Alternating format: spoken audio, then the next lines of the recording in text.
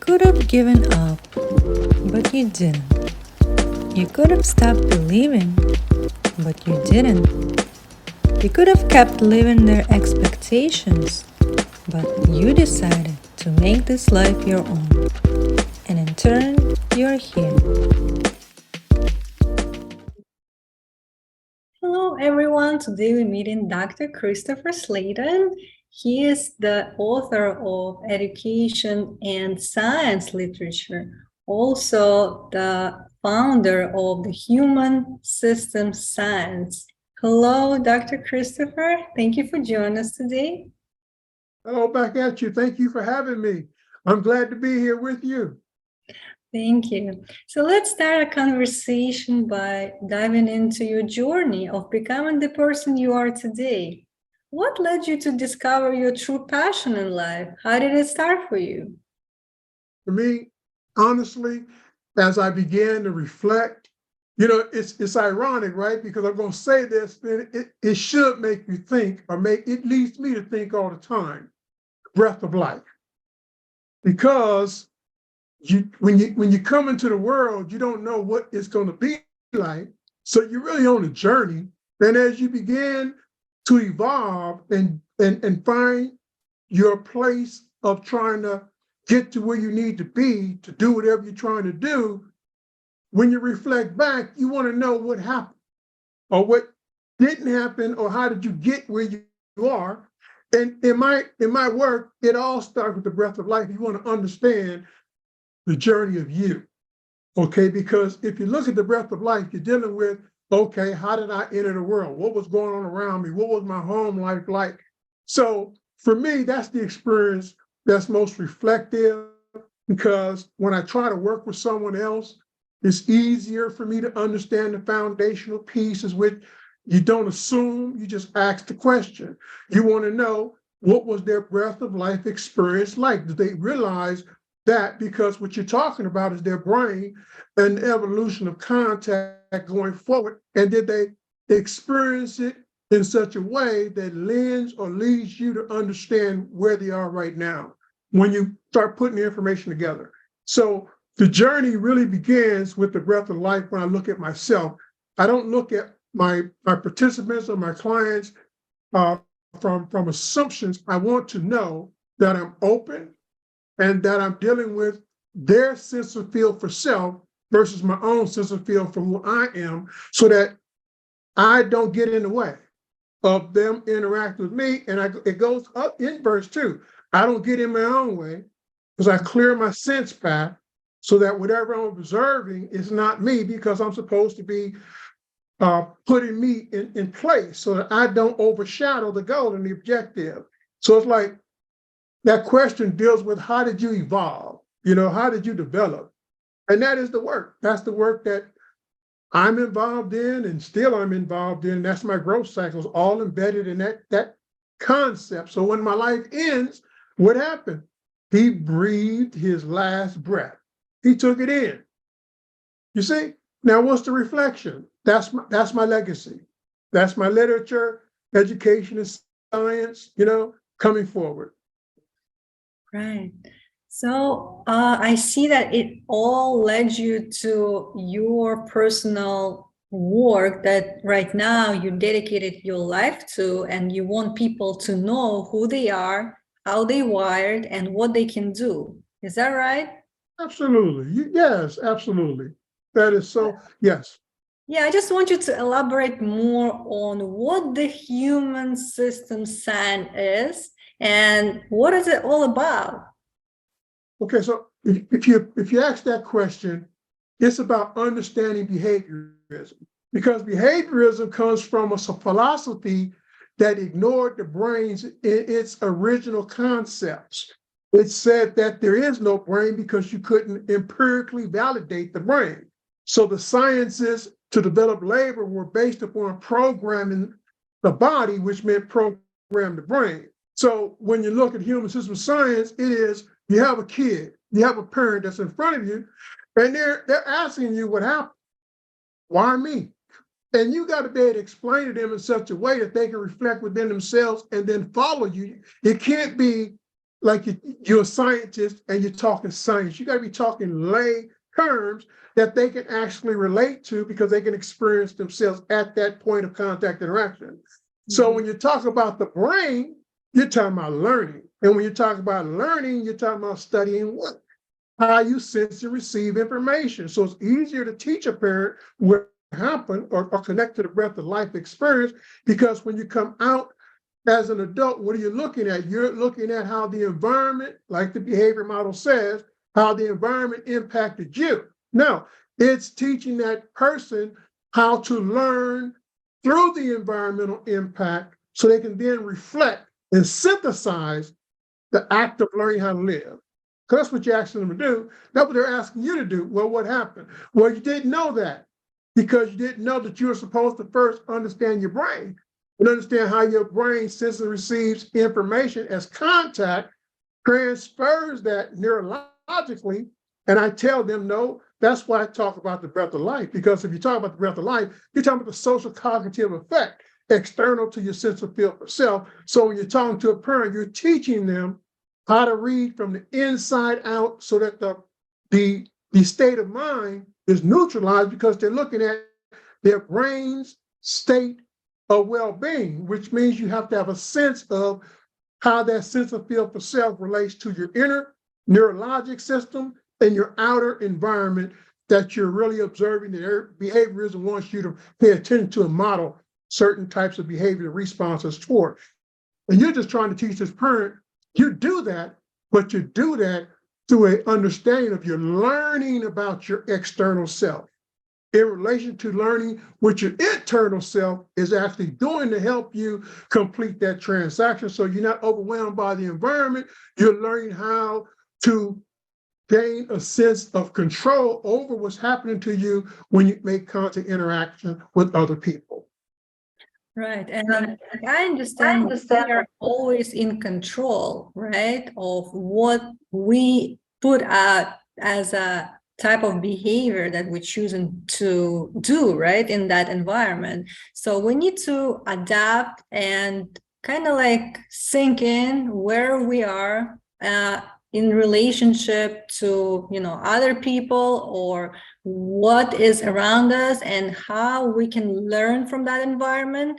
And really, like you said, make a sense of that external self of part of us in that environment and make that connection with our internal self. And now we are making those choices or actions from the place where we really have responsibility or like intention behind those actions. So we actually know already the result that we're trying to achieve even before starting making that action. Yes. And what you're talking to me about, my translation is reflection. You're talking about the reflective capacity of the brain that sends forward feed, and that's what you're talking about, so that the external environment has been experienced. So the brain has channeled that information. So when you have the next experience, you want that forward feed coming so that that emotion, that thought that's in the sense and receive path can be balanced or calmed down so that you can sense and feel the focus of the brain taking the lead of the transaction. But then again, it's like you said, when you talk about control, the control comes when you have a sense of feel for self and you have to calm down, which is control yourself, like you were saying. But the reflection is a synthesis of those things from my point of view when I look at human system science, because you want a parent or child to know how that control manifests itself. So when you talk to them, you want them to understand memory, but you don't talk about memory, you talk about reflection, and then explain what reflection is so they can understand, not forward feed, but understand that when you reflect, the brain synthesizes the experience of experiencing these experiences. And so that's your reinforcer. Your inner reinforcer is that this copying and copying and copying is so that you have familiarity with the current experience and the new information that's coming to clear your sense and receive path to experience that discomfort. That's always there because your emotion is an emotional effect. Living is an emotional process of every single day moving through it. Okay. And so you're talking about teaching them through learning the brain how that reflection is supposed to help them calm down, because that's saying, okay, I'm confused, but look how your brain is working. So it's about learning the brain. It's about teaching parents and children how to understand the way that the brain sends and receives information, knowledge, and experience through energy, action, and feelings. And when I say neurologic transition, I'm talking about the chemicals, so that those three components but you don't explain it to them like that. You explain it to them in terms of energy, action, and feelings, because they know they have feelings. They know that something's going on inside of them, that's the action. And then they can look externally into the environment and see energy and imagine how that information is now being transferred through their neurologic system, because you have inside these situations, you have many posters. You have a brain's body. In the cover of my book, you'll see the brain's body with all the neurologic connections. So that's the same way I teach it in the classroom. I teach the parents, here's your brain's body, here's your neural networks. So when you and I are talking, your brain's receiving and taking that information and transcribing it into a different language, neurological language, where chemical changes are taking place inside you, and that's what you're experiencing. And so you try to explain it in ways, like I was saying, that helps them to begin to realize the work that they need to be able to do. Right. Yeah. And also you mentioned how important our feelings are. So what usually those type of emotions show us in terms of navigating through life? So, sometimes we feel more of a negative side, let's say like anxious, fear, or stressed. A lot of people nowadays feel stressed, but also we want to bring ourselves to the place where we are at peace, calm, relaxed. We know it's not a life or death situation that's going on, but something is going inside with that chemical response, or neurological and chemical response together, where we feel more fired and thinking that something is happening, while in fact it's not. And it's really in our way of doing things, because if we're not at that place where we see clearly, where we are mindful of what's happening, then we can take those actions from a different place and maybe not for our benefit, So what would help us to really calm down in terms of internal, chemical and emotional state together? What could help us to navigate through life in terms of emotional processes? I would say you expand the knowledge base beyond behaviorism, so that you're telling the parent, in human science, you're studying the brain, body, and senses, and not just the body, because you're talking about the inner processing that takes place beyond just the physics of the body. And you're saying that these feelings that they're experiencing, they need to be able to check and balance them. So if you teach them about the brain, body, and sense systems, those are the observations you want them to move through, so they have a sense of feel for self, the external body, a sense of feel for self, the inner neurologic events that are taking place, and then the senses, and how the senses, and what I tell them is, first you deal with self. So you get in front of a mirror, and all you want to do is test your sense, feel, and focus cycle. When you first wake up, you sense, you feel, and then you want to focus. So when you go to the mirror, you want to do those three things. And what are you focusing? Feelings. Now look yourself in the mirror. Now you're looking eye to eye at your sense of feel for self, because now it's coming back at you. So that's the model of the model, but you want them to understand those feelings, and they're all full blown at that point.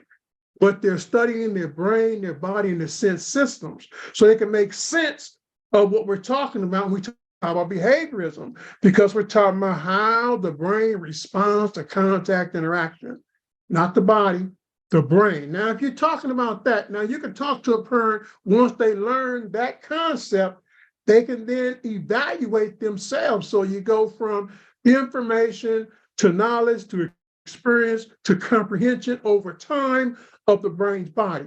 That's what we're trying to get them to do.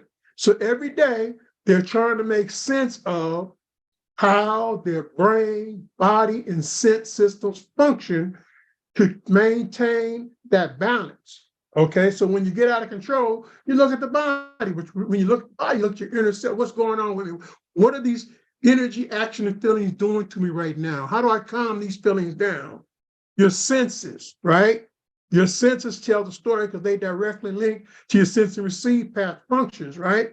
And so you're teaching them how to manage a sense of feel for self in the brain in the lead of the body. Okay, now I just put it all together. That's why I say behaviorism has to be expanded, because it has to have the brain in the lead of the body through a sense of feel for self, because the person is alive. They're breathing. That means they're taking in the interaction and they're trying to live through the experience. So that's how I would approach it, but it would have to be expanded. Why? Because today, when you have behavior modification and you're saying it doesn't work as well as it should, because you're not teaching about the brain, you're teaching about the body. And the body cannot change anything. What changes the body is the brain. What changes the behavior is the brain, the way that you talk to the brain. And then I'll say this, to bring it all together, to make sense of this, how I make sense of it, the brain's a social organ. Mm-hmm. The brain is a social organ. It talks back. So I'm talking to you, and parents are understanding, wow, that makes sense, because they know things are going on inside of them that's very, very confusing, because they're not taught. You should understand that's your inner voice. No, that's self-talk. No, that's brain talk. See how we're getting through it? Change the behavior based on understanding the brain, how the brain actually functions, to help it clear your sense and receive path, so that when you are confused, you know it, because your sense, feel, and focus cycle says, calm down. Stay focused. And if you can't, you go get help. See, so they can evaluate self. So you don't have to tell them they're mild, moderate, severe. You just have to put those labels up there, and they'll define it for themselves, because that's what you're telling them. You can evaluate your sense of feel for self based upon how you're experiencing the contact interaction and receiving your body. Because when you look at self and then you look at another person telling you what they're experiencing, what they're feeling, will you interpret that through your sense and receive? Are you open to it?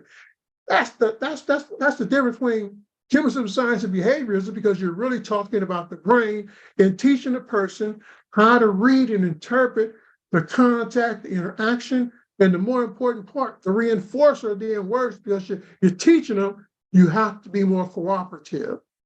But you don't just cooperate. So you don't set the person up. You tell them to cooperate through signs of care, because if they're hurt, you're not going to cooperate. And many times when you deal with behavior modification, you're trying to change something, and you have a resistant state to the change, because that's work. And then you're asking them to lower their defense mechanisms and all that kind of stuff. No, it's easier when you teach the person about the brain, and the brain responds as a social organ talking to you. Wow, okay, so you got all this emotion, all this stuff going on inside you, but you teach them the word care. You're looking for signs of care. Why? Because in order for you to change the way that you receive the contact interaction of another person, you need to have signs of care, like you were telling me at the beginning. Yeah. Calm down, relax. You got to have that care. If that care is not there, then why would you want to relax? Because you're saying, well, why should I trust you? I know where I'm at. I'm either mild, moderate, but I know where I'm at. You see, so we're talking about a way of allowing people that have been hurt by major life events to not only understand the crisis that they're in, but help the helper help them receive the right connections, so that when the reinforcer comes, they can actually receive it and benefit from it, because they're thinking it through and connecting it back through the brain systems, because the brain's a processing system, storing all this information. So that forward feed is the reinforcer. But if you're just dealing with behavior modification, you're ignoring the fact that this person can tell you, no, I don't care how valuable you think this is for me. I'm saying, because of the way you're trying to deliver it to me, I'm not accepting it. So you get out all that, because when you have signs of care, that's tough love. Once you establish signs of care, I work with some of the toughest kids and parents I think are imaginable. So once you teach them to accept your signs of care, they accept tough love. Meaning, you can talk to their brain. And they will toughen up and say, because they understand, but he cares about me. He cares about how I receive his information. That's all we're talking about. And in education, you have all these children in this virtual situation. I'm going to close because this is the crux of it for me. You know, all these children today with behavior disorders, because people don't know how to talk to their brains and get them to relax like you were doing me from the beginning, and then build trust based on signs of care. You don't let go of your disciplinary approach. You just make sure that you're delivering signs of care to let the person know through their sense of feel for self, and then you, because you want to reach their brain, so the sense of feel for self, and then you got their brain. But what you going to do with it? They're filling your brain. Now, what are you going to, you got to tell them the truth. This is what I want you to do. I would like for you to receive my information and understand, and they have to have a sense of the brain, what I'm trying to get you to do. Comprehend this information so that later on, when I ask you this question, you'll be more prepared to respond rather than resist and give me no participation at all because you feel threatened. Okay, we can go through all that, the fear, anxiety, all that. But you see what I'm saying? That's human system science. Always talking about how do you modify the inner sense of feel for self to understand the emotion that's flowing through them and the confusing effect of knowledge that has been blended from past experiences that have this person set in what they call that mood state that you want to change. You change the mood state by teaching the person about the brain and how the brain participates in transferring those chemicals that they're trying to get transferred, not drugs, but inner chemicals that the brain transcribes using words into chemicals that then fight through thought, reflection, and other process variables to get you to accept the intervention. That's how I approach that. I'm sorry if I took too much time. No, it was interesting. It's just I'm trying to put it in simple terms for people to understand, you know, the whole process. And as I understand, you just told the important fact when we trying to establish that connection with another person and go through their, you know, defense mechanism, we need to establish that care, like science care you mentioned, right? Yeah, Care science, and we need to show them that this is a safe space for them so they can just relax, and then they're more open to receive that information. Is that right? on the continuum, yes, because I don't want you to change you.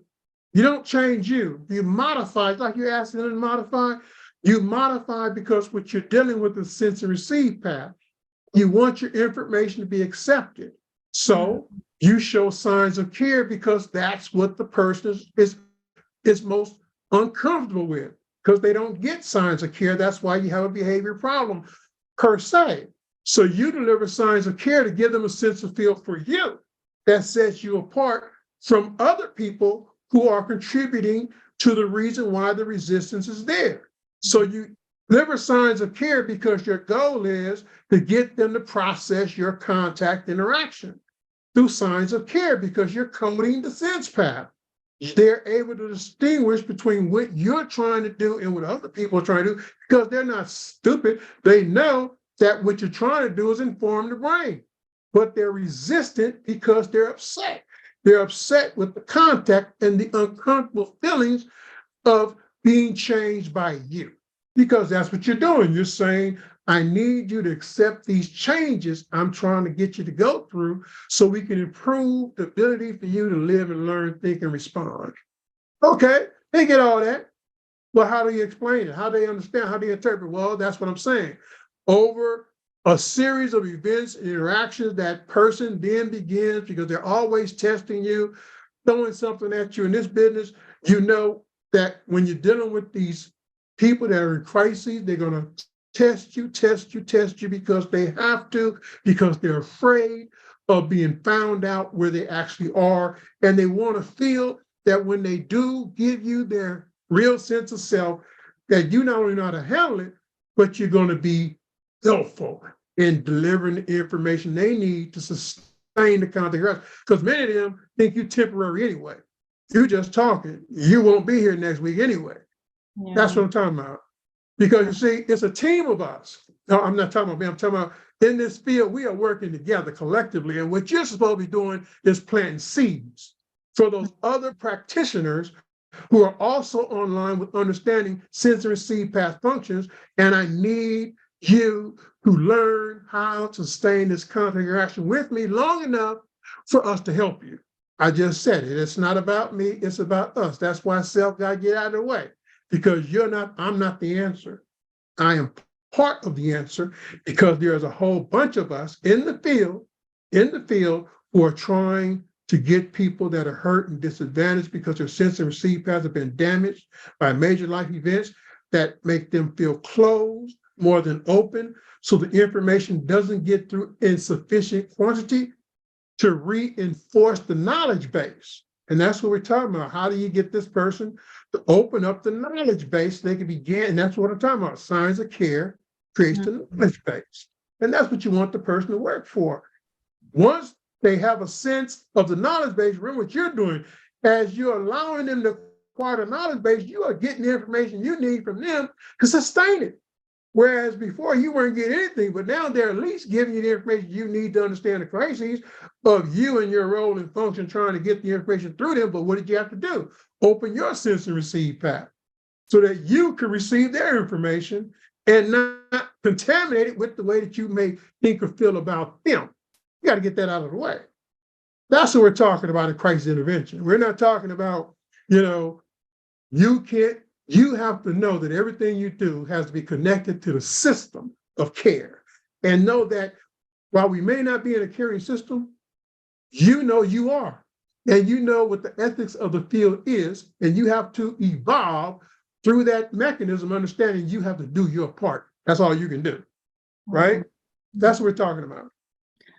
Yes, and I think it's important for us to be mindful of, other people going through a lot of different challenges, and we have to be compassionate. And even though we didn't go through the same event per se, but we can still imagine what that might feel like and really understand them and get to their level, and trying to establish that connection and make that person feel safe and willing to share the information with you, and then you can transfer that information from your side to that person as well, for them to absorb it and retain it over time.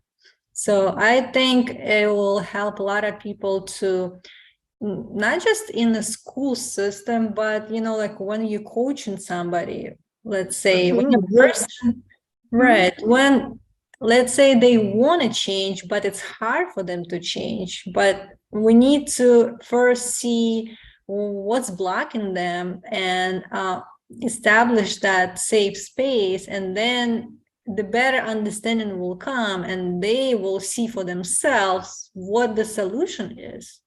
Is that right? Oh, yes.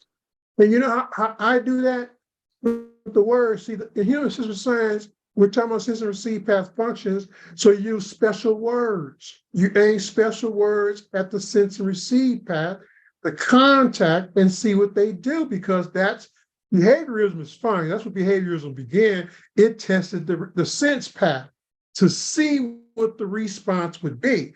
But when you send words, right, you want the sense path to transfer to the receive path, but the process in between that is your data, like you're describing. Mm-hmm. And that's where the information flow comes from. So what we're testing is sense and receive path functions. That's what gets you where you were talking about, if you understand that you're trying to analytically look at how the person accepts the information and then what happens that produces that response. Okay, not think that the environment you are going to automatically change the person because you're modeling a particular behavior. That's not what we're talking about, because that's behavior modification. And what I'm saying is the children cuts that off. Why? Because everybody trying to do it. So that's programming. They know that's programming, so they're resistant to it. Why? Because I already know. They're already predicting. See, I can't think of this person's name, but he did a lot of work on this. Maslow, on the predictability variables, he told you, and I tested it, and he's absolutely right. When a person can predict what it is you're trying to get them to do with the incentive package, everybody else knows because that's your goal. And that goal is spread, but now people then develop, okay, but it's not a valuable goal. Why? Because at the end of the day, it really doesn't do anything for you. I mean, give me a piece of candy, okay, but the problem's still there. Or you give me a couple of play dollar bills, but the problem is, so what are you trying to get them to do? Process the actual experience. So the incentive, I'm saying, when the brain is on the line, is in the comprehension, because that's what happened to me. What's happening to me? How do I age out of it? Through comprehending what happened to you, by processing why you have to talk to me, first of all. And that means, what are your issues? Like you were saying, what are your issues? Okay, put them out here. Now, what your goal and my goal then is, okay, so now here's the issues. Can we lead you to look at solutions to the problem based upon you understand how you sense and receive information? Okay, so one, if you're not receiving the information because you're too upset, then can you cool off? Can you calm down? Can you collect a sense of feel for self long enough to understand that this is helping you? I just did it. That's the process variable. Cool off, calm down, and you can play with that. You could take a person, an adult or a child, and look, cool off, man. Calm down. No, collect yourself. We got to get this right. You see? Play with the words, because the words are directly, and what you're trying to do is you're trying to light the brain up. Once the brain is lit, you have this resistant person, but now the brain is on, right? That means that the person now is acting through the hurt, because they're rolling with you. Even if they're still resistant, they're showing you through their eyes, through their hand movements. Okay, you got me there. Now you start drilling with the reality, okay? Because those are the buzz points to use these words. Those words are action oriented, and just reading and interpreting the brain, not the body, the brain, because the brain is responding to their sense of feel for self, their eyes, their body, their hand movements. All those things are communicating, because the brain's a social organ. It talks back. That's what I mean. It's going to talk to you. And if it's upset, it's going to talk to you. So physical violence, we could put that in there as an example. That's the brain talking back. That's not an outbreak. That's the brain talking back. That means that this person was unable to move through this contact interaction, and therefore they're lashing out saying, get away from me, leave me alone. If you don't, this is what's going to happen to you. You see, and that's why you learn the brain first, because the brain lets you know. Brain communicates. I mean, the body moves through the processes of the brain. Even when that's why I say again, when you look at mens rea means state of mind. Okay, so a state of mind is fixed. So what about someone that just does something sporadically? Okay, what are you saying? You're saying that the action was probably detached from what? Body of the brain. You see, was the brain involved? And if the brain was involved, you got some messages. They cursed at you. They threw up their hands. They were doing things to let you know this is probably, you got me pissed off now. But that's what we're talking about. How do we analytically look at the brain, body, and sense systems and be properly informed? I do it this way.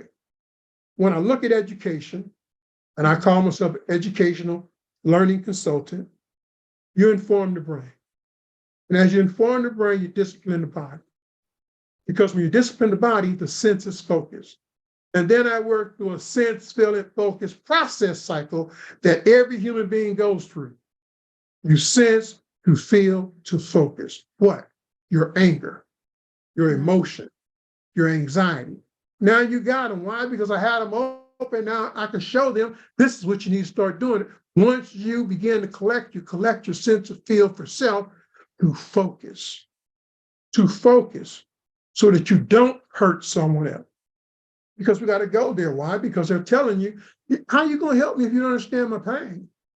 I mean, I hope I'm not going too far, too broad, but No. that's human system science. Yeah, so you mentioned this pathway of sense, feel, and focus. So if we just like make an example, like say you just mentioned anger. So we all know what anger is in terms of emotion. So every one of us experience that, but we deal with it differently. So what would be the best way to approach or deal with that emotion once it comes? Because it's gonna come, at any point of time. What would be the best way to deal with it? And that's why when you first questioned me, that was the key of my conversation, right? Because I said breath of life. So that's what you do. That's the brain. You breathe. You see, that's why you when you ask that question, it all started with the breath of life, because you had to calm down.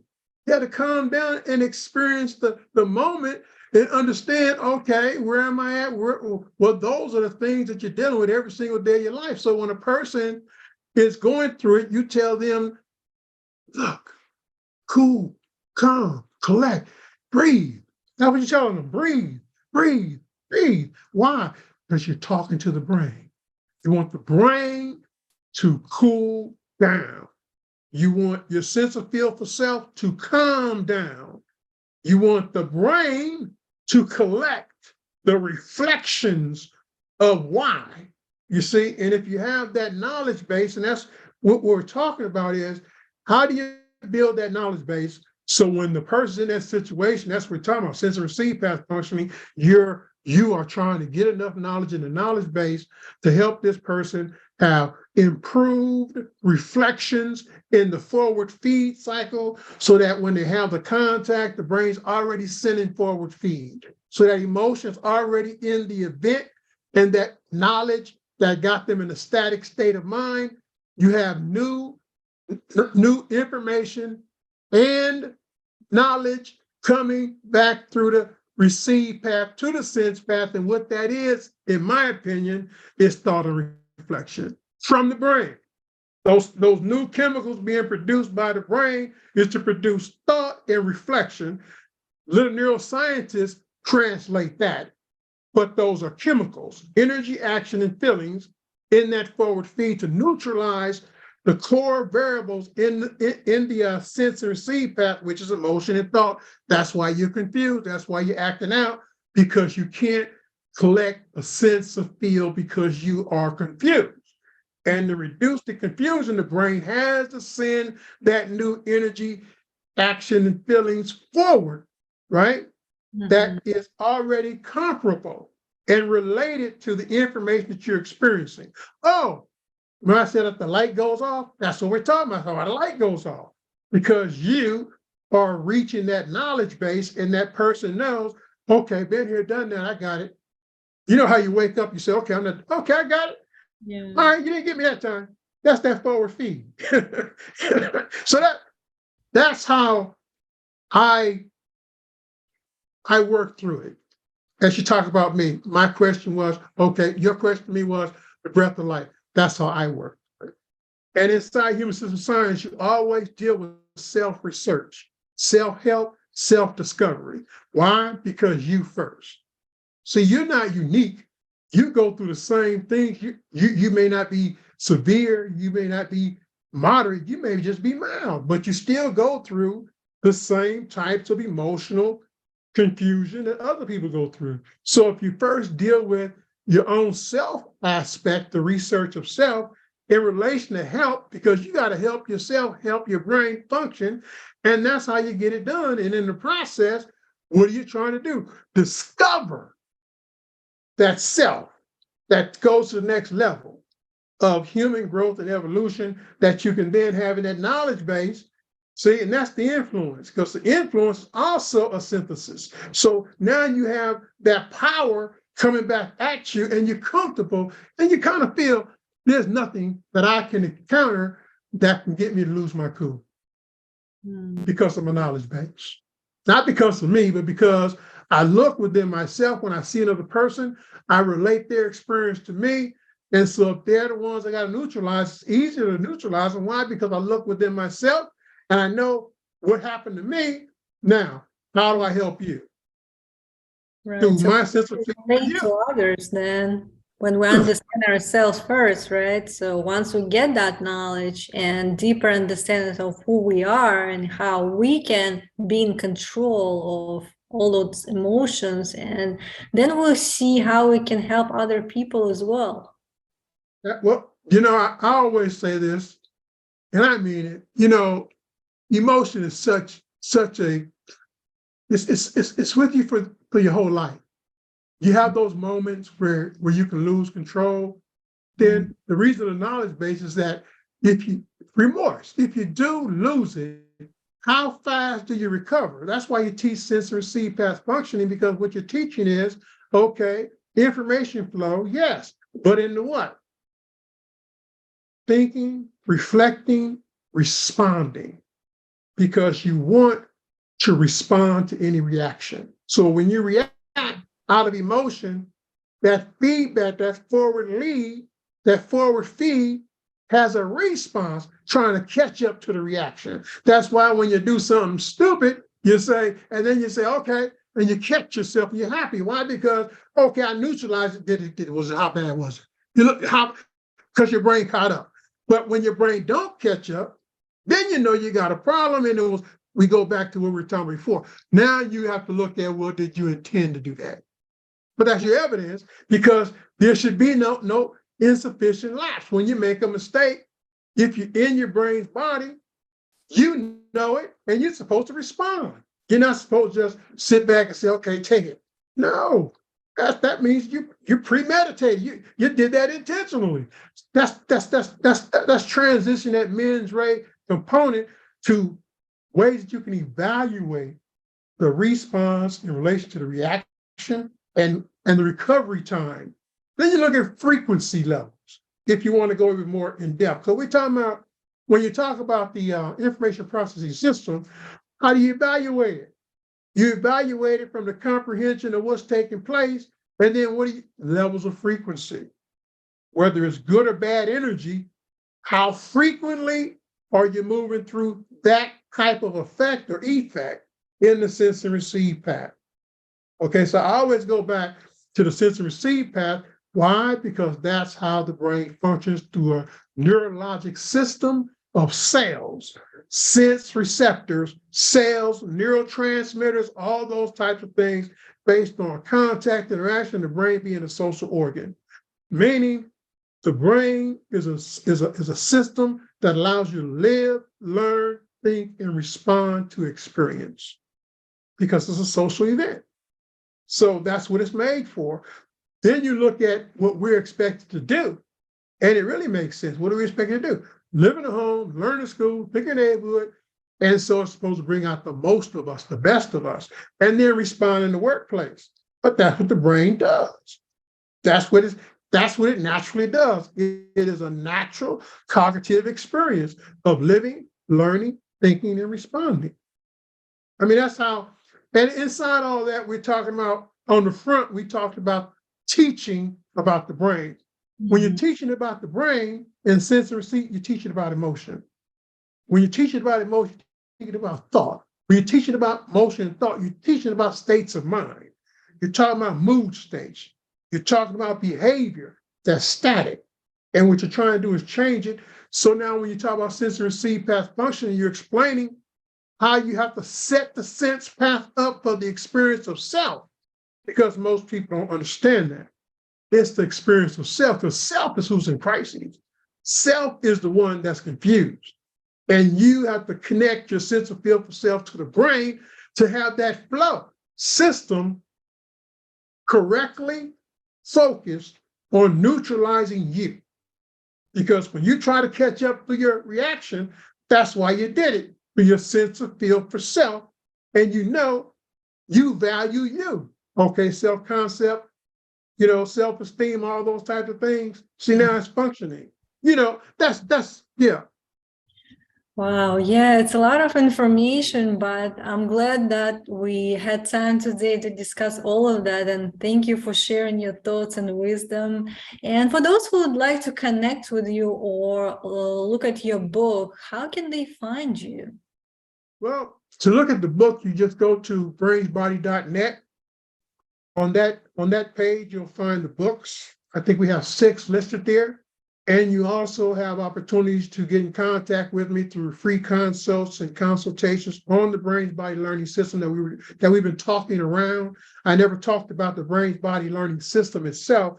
We talked about the brain body with sense and receive past functions because that is part of the brains body learning system. Right. Yeah, I'm gonna also include in the show notes for people to easily find you. And as we close, what would you say to our listeners as a thought for today? Wow, I talked a lot, because you laid it on me at the beginning. You said relax. And when you tell me to relax, that means perform, darn it. You better perform, Dr. Slaton. I mean, when you tell me that, my translation is, Dr. Slaton, you better be good. And so I would say, I also have a podcast. I would say Brains Body Podcast, which is about how do you sense and receive this contact physically, mentally, and emotionally? That was your question when you started me off. How do you handle this physical, mental, emotional conversation we're about to have, Dr. Slaton? But you called me Christopher, which is okay. But yeah, that's how I would respond. All right. Thank you so much. I hope you enjoy your day. I enjoyed you very much, and I want to thank you for the opportunity to be on your show. Anna, the experience was marvelous. Thanks to you. I mean, you made it so easy. I told you when you started off with relax. You're looking at me. I know you can look at me. And I'm saying to myself, okay, now, translation, you better be good.